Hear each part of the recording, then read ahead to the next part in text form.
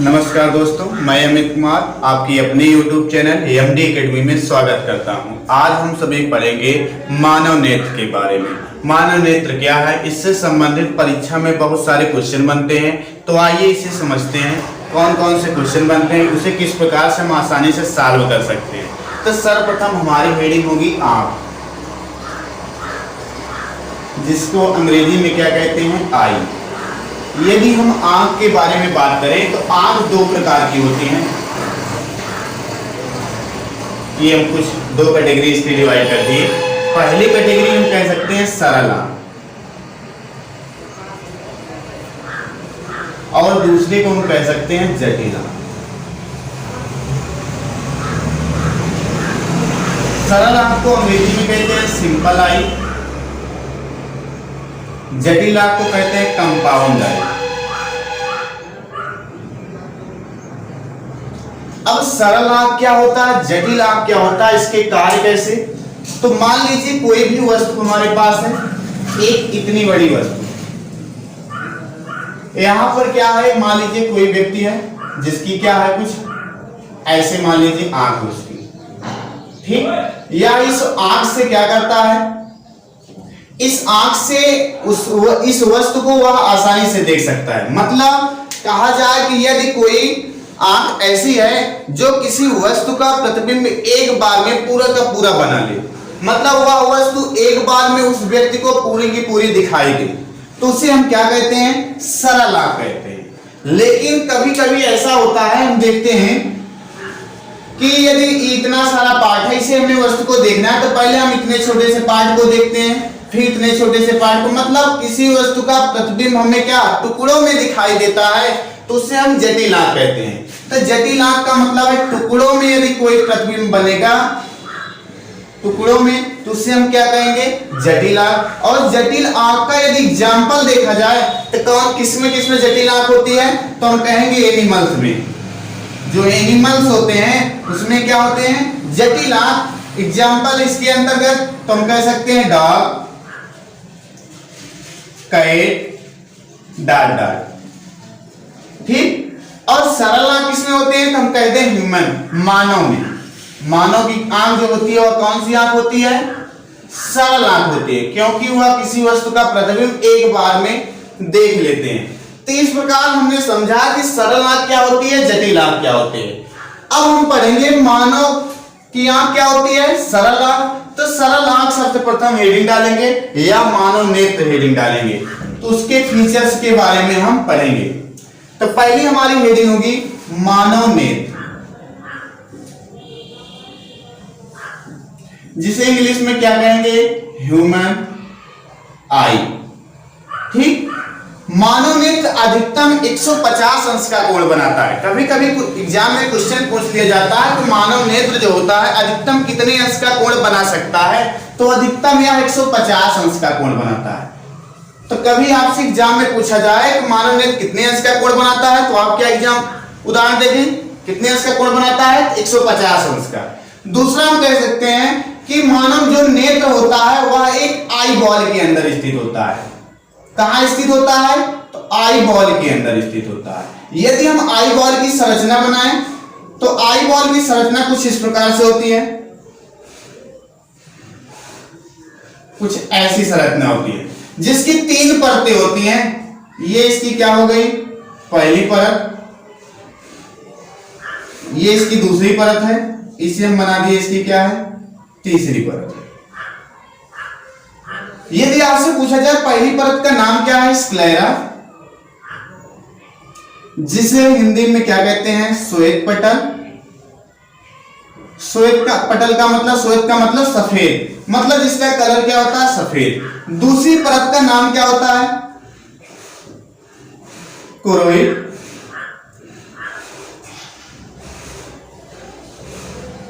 जिसे कोरोइड ही कहते हैं। तीसरी परत का नाम होता है रेटिना,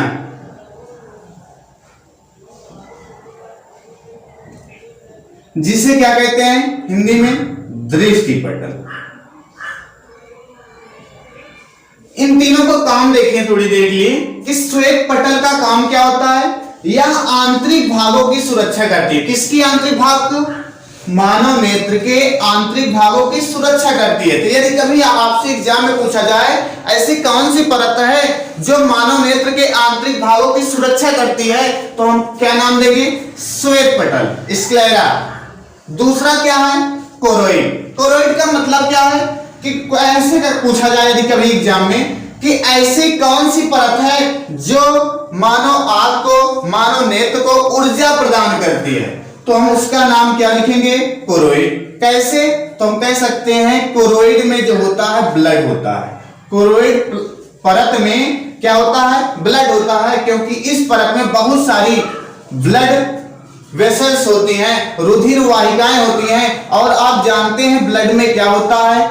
ग्लूकोज होता है और क्या होता है? ऑक्सीजन। ग्लूकोज क्या करता है? ऊर्जा प्रदान करता है। इसीलिए हम कहते हैं कि ऐसी कौन सी परत है जो ऊर्जा प्रदान करती है, तो हम उसका नाम क्या लिखेंगे? कोरोइड। तो इस प्रकार आपने दो क्वेश्चन पढ़ा। पहले कि यदि मानव नेत्र के आंतरिक भागों की सुरक्षा कौन करती है, तो श्वेत पटल। कौन परत ऊर्जा प्रदान करती है? कोरोइड। कौन सी परत में ब्लड होता है, तो हम कह सकते हैं कोरोइड। ठीक। अब इसके बाद दृष्टि पटल क्या है? दृष्टि पटल या रेटिना क्या है? तो रेटिना पर क्या बनता है? इमेज। तो आपसे पूछा जाए किस पटल पर इमेज बनता है, तो हम कहेंगे रेटिना पर बनता है। और वह इमेज जो होता है, वह प्रतिबिंब का जो प्रतिबिंब बनता है, उसकी आकृति कैसी होती है? उल्टा कह सकते हैं। और प्रकृति कैसी होती है? वास्तविक। ठीक। तो क्या बनता है? वास्तविक उल्टा प्रतिबिंब बनता है। कहां पर? दृष्टि पटल या रेटिना पर। यदि स्क्लेरा के आगे देखें थोड़ा सा इस पार्ट में, यह आगे थोड़ा सा बल्जिंग हुआ रहता है कुछ इस प्रकार से, और नीचे वही 3 परतें पाई जाती हैं कुछ इस प्रकार से। ये क्या है? जो बल्जिंग हुआ पार्ट रहता है, उभरा हुआ पार्ट रहता है, जिसका नाम क्या होता है? कार्निया। जिसे हम क्या कहते हैं? कार्निया। हिंदी में क्या कहते हैं? कार्निया। ठीक। अब कार्निया का काम क्या होता है? आपसे पूछा जाए कि मानव नेत्र की ऐसी कौन सी परत है जिससे प्रकाश सबसे पहले प्रवेश करता है, तो सबसे पहले प्रकाश जो मानव नेत्र के भाग से इंटर करता है, वह हम कहेंगे उसका नाम क्या है? कार्निया। तो कार्निया से प्रकाश सबसे पहले प्रवेश करता है। कार्निया के बाद यहां पर थोड़ा सा से गोलाकार कुछ इस तरह का एक पार्ट रहता है, कलरिंग पार्ट रहता है, जिसे हम क्या कहते हैं? आइरिस कहते हैं। क्या कहते हैं? आइरिस। हिंदी में क्या कहेंगे इसे? परितारिका। परितारिका। ठीक। और इस परितारिका के अंदर ऐसे गोला सा एक पार्ट पाया जाता है, जिसे हम क्या कहते हैं? प्यूपिल्स। क्या कहते हैं? प्यूपिल्स या पुतली कहते हैं। परितारिका क्या होती है? कलरिंग पार्ट होता है इसका। क्या होता है? Colouring part. कभी कभी हम देखते हैं किसी की आंखें भूरी होती हैं, किसी की आंखें नीली होती है, किसी की आंखें काली होती है। क्यों? तो हम कह सकते हैं जो परितारिका होती है इसमें कलरिंग पिगमेंट पाए जाते हैं। परितारिका में क्या होता है? कलरिंग पिगमेंट पाए जाते हैं। ये पिगमेंट क्या करते हैं? जैसे मान लीजिए सूर्य का प्रकाश इंटर हुआ इससे, फिर उसके बाद क्या करेगा? परितारिका में प्रवेश करेगा। तो परितारिका में जब से ही प्रवेश करता है, तो यह परितारिका कुछ रंगों का रिफ्लेक्ट करती है। जिस रंग का रिफ्लेक्ट करती है, परावर्तित करती है, उसी रंग की उसकी आंख दिखाई देती है। तो आपसे कभी पूछा जाए किसी व्यक्ति की आंख काली है, तो इसका मतलब आप काले रंग को क्या रिफ्लेक्ट करेगी। भूरी है तो आप भूरे रंग को क्या करती है? रिफ्लेक्ट करती है। तो जिस रंग को वह रिफ्लेक्ट करती है, उसी रंग की उस व्यक्ति की आंख दिखाई देती है। तो ये क्या है? परितारिका। इसके अंदर क्या है? पुतली। पुतली का काम क्या होता है? साइज को बड़ा या छोटा करना, लेकिन उस पर नियंत्रण कौन करता है? तो परितारिका करती है। कैसे बड़ा या छोटा? तो हम जानते हैं, जैसे मान लीजिए सूर्य की तरफ एक बैग देखिए, जैसे दोपहर का समय है, हम सूर्य की तरफ एक सामने रख रहे हैं, देख रहे हैं, तो देखते हैं तो क्या होता है? प्रकाश बहुत अधिक होता है तो हमारी आंखें क्या हो जाती है, छोटी हो जाती हैं। मतलब पुतली का आकार उस समय क्या होता है, छोटा हो जाता है। अधिक प्रकाश में पुतली का आकार क्या होता है, छोटा हो जाता है, और तथा कम प्रकाश में पुतली का आकार बड़ा हो जाता है। तो पुतली क्या होती है, अपने साइज को बड़ा या छोटा करती है, लेकिन उसका नियंत्रण कौन करता है, परिचारिका करती है। यदि इसे थोड़ा सा हम रफ करें और इसे और अच्छे से समझना चाहें तो हम कह सकते हैं कि इस पुतली के, ये हमारा क्या है, आइरिस, और इस पुतली के पीछे लेंस लगा रहता है, ऐसे कुछ इस प्रकार का। यह लेंस किस प्रकृति का होता है, तो यह लेंस होता है उत्तल लेंस। आपसे पूछा जाए कि मानव नेत्र में कौन सा लेंस होता है, तो हम क्या बताएंगे, उत्तल लेंस होता है।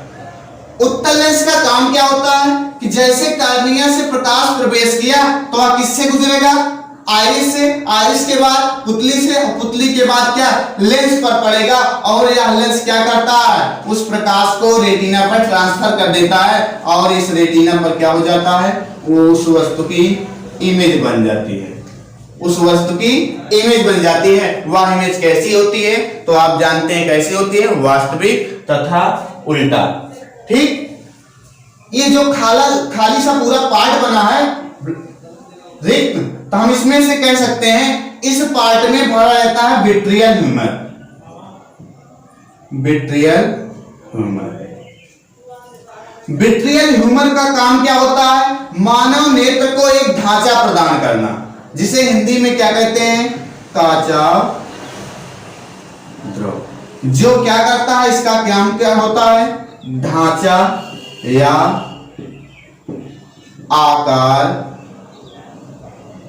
प्रदान करना, किसे, मानव नेत्र को। नहीं तो ये आंखें क्या हो जाएंगी, छोटी हो सकती हैं और यहाँ हमारे आगे भी आ सकती हैं। इसके बाद ये जो खाली सा पार्ट बचा है, इसमें क्या होता है, इसमें एक जलीय द्रव भरा रहता है, जिसे हम क्या कहते हैं, एक्वस ह्यूमर।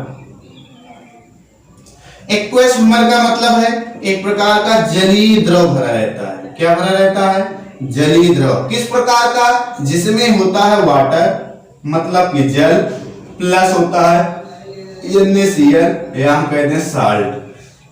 ठीक, जो हमारे आंसू होते हैं वो किससे बनते हैं, तो जलीय द्रव से बनते हैं, एक्वस ह्यूमर से बनते हैं। तो इस प्रकार हमने देखा कि ये हमारा क्या है, एक्वस ह्यूमर, ये क्या है, कार्निया। तो आपसे पूछा जाए कौन से भाग से प्रकाश सबसे पहले प्रवेश करता है, कार्निया से, उसके बाद किससे प्रवेश करता है, तो आइरिस से, फिर उसके बाद किससे प्रवेश करता है, प्यूपिल से, उसके बाद क्या, विट्रियल ह्यूमर से होते हुए कहां पर पहुंच जाता है, लेंस, विट्रियल ह्यूमर से होते हुए रेटिना पर पहुंच जाता है, और रेटिना पर क्या बनती है, इमेज। तो यदि रेटिना की बात करें तो इस पर फोटो सेंसिटिव सेल्स पाई जाती हैं। कौन सी सेल्स, ये जो हमारी परत है रेटिना, इस रेटिना पर क्या पाई जाती हैं, कुछ सेल्स पाई जाती हैं। उस सेल्स का नाम क्या है, फोटो सेंसिटिव सेल, कोशिका पाई जाती है। यह फोटो सेंसिटिव सेल कितने प्रकार की होती है, 2 प्रकार की। कौन कौन सी, एक कोन सेल,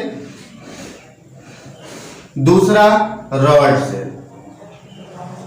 अब कोन सेल क्या होता है और रॉड सेल क्या होता है, रॉड सेल क्या होता है, व्हाइट एंड ब्लैक। हम कहते हैं सफेद और काले रंग की वस्तुओं को या प्रकाश को कौन दिखाता है, तो रॉड सेल्स। और जो कलरिंग पार्ट होते हैं, कलरिंग वस्तुएं होती हैं, उसे कौन दिखाता है, कोन सेल्स। तो यहां पर ऐसा स्थान जहां पर कोन सेल्स की और रॉड सेल की संख्या अधिक होती है, कुछ ऐसे स्थान पर, उसे हम क्या कहते हैं, पीत बिंदु या येलो स्पॉट। क्या कहते हैं, येलो स्पॉट, क्या हिंदी में पीत बिंदु। तो आपसे पूछा जाए पीत बिंदु क्या है, तो हम कह सकते हैं जहां पर कोन सेल और रॉड सेल की संख्या, सेल्स की संख्या बहुत अधिक होती है, उसे हम क्या कहते हैं, पीत बिंदु।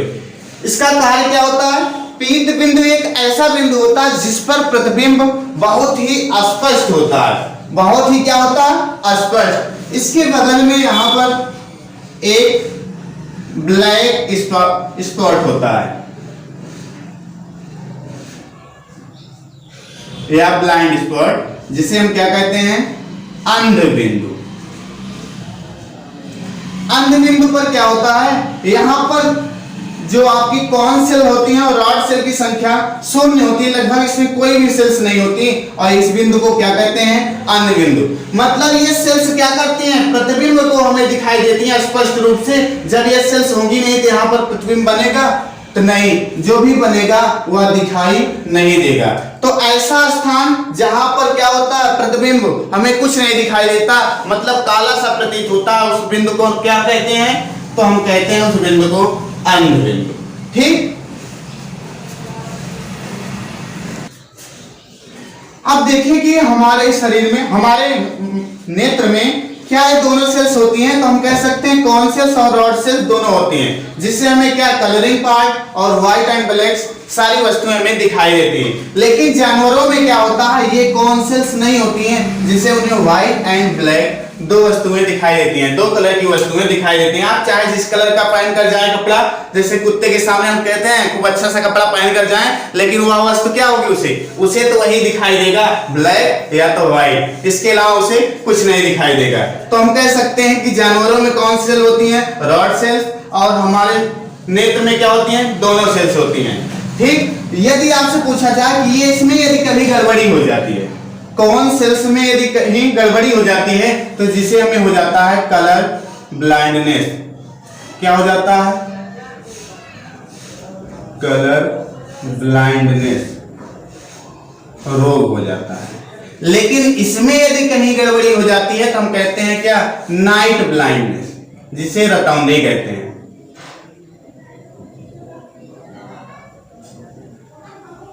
ठीक, तो यदि इसमें गड़बड़ी होती है, इसमें कहीं कमी होती है, इन सेल्स कहीं डैमेज होती हैं, तो हमें कौन सा रोग होता है, कलर ब्लाइंडनेस, जिसे वर्णांधता कहते हैं। और इसमें यदि कहीं गड़बड़ी होती है तो हम क्या कहते हैं कि अंधेरे में हमें व्हाइट एंड ब्लैक की जो वस्तुएं दिखाई देती हैं वो भी दिखना बंद हो जाती हैं रात के समय, जिसे हम क्या कहते हैं, रतौंधी कहते हैं। तो इस प्रकार हमने इस मानव नेत्र से संबंधित कुछ विशेष पॉइंट पढ़े। यदि वीडियो आपको अच्छा लगे तो लाइक कीजिए, कमेंट कीजिए तथा शेयर कीजिए। Thanks for watching this video.